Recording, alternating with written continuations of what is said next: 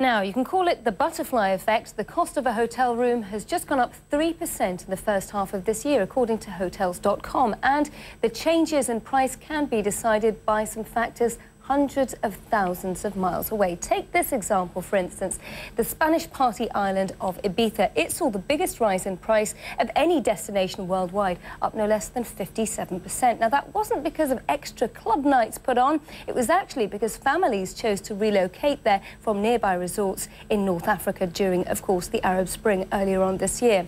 Unrest in the Middle East also meant prices in cities like Doha and Qatar dropped by 39%, although we should point out that was also due to the number of new hotels springing up in some of these places.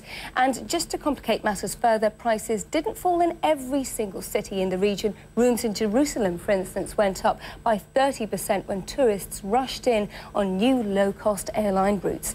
The Senior Vice President of Global Marketing at Hotels.com, Nigel Pocklington, joins me now live to talk about these interesting trends. Nigel, good evening to you. Good evening. It seems as though the hotel industry is pretty robust, despite the fact that the recovery is on shaky ground. I think overall the industry is robust, but the 3% rise figure hides two things. One, there's a lot of volatility, and you've been talking about that already.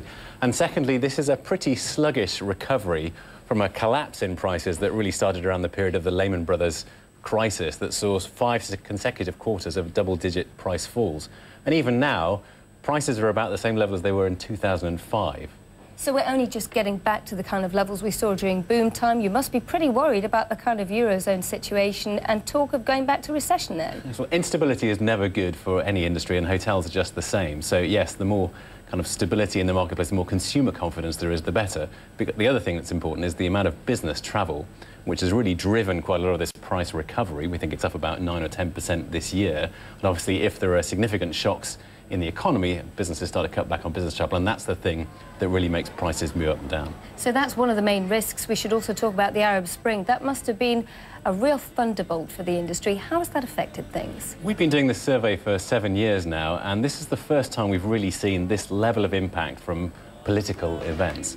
So you've been talking about some of the prices already, but generally across Egypt overall, hotel prices fell by 25% in the first half of this year. They fell by 26% in Sharm el-Sheikh. And you can see a knock-on effect right across the region, even to places like Dubai, which haven't necessarily been affected, but prices in Dubai are down about 13%. And that's obviously the impact of hoteliers really dropping their rates because the volume of demand they're seeing is much lower than before. And they've continued on building. We'll talk about that in a minute, but we should also talk about currency implications. For those of us who live in Britain, like you and me, it's very expensive to go to Europe now. Yes, I haven't got any good news for British customers on that basis. You're right. One of the things we're seeing is the real impact of currency on the way consumers pick where they're going to go to. So whereas for British people spending in pounds, even the Eurozone is expensive, for Australians, for example, all of a sudden the world's got a lot cheaper, and actually Australia and Brazil particularly are exporting tourists like never before, because if you're spending in reals or Australian dollars, prices are falling by sort of 5–10% in quite a lot of destinations. And then there's plenty of Canadians and Americans on the streets of London near our bureaus we speak, and some of the major landmarks. Let me also ask you about building in this industry. If you own a hotel, you've committed to a building project, like for instance you're talking in Dubai, and then say the economic cycle falls by the time you've got that finished, is that a problem for your industry? Yes, I mean, the interesting thing about the hotel industry is that the demand side of the equation moves around very quickly, whereas the supply side takes a lot longer to adjust. These projects take 5–10 years to come to fruition sometimes.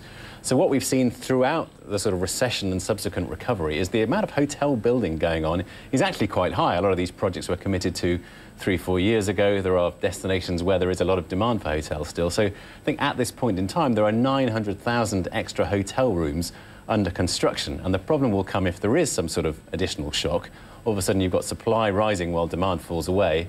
And that was one of the things that exacerbated the problem for the hotel industry in 2008–9. And one of the things we were talking about in my introduction when we were talking about the subject of Jerusalem benefiting from low-cost travel routes, that really has a huge influence on where people go, doesn't it? Yes, so the industry jargon for it is airlift, but the opening up of new routes, which you've seen across Europe, quite a lot of the Baltic coast cities that are the same, can really sort of drive additional demand. And if a city has quite fixed supply, then all of a sudden you'll see prices go up by sort of 25–30%. Jerusalem's a good example, and some of the big Brazilian cities are also good examples of a lot of demand to go to places like Rio and Sao Paulo. No extra hotels, prices rise 25% OK, plus. Nigel Pocklington, we're going to have to leave it there from Hotels.com.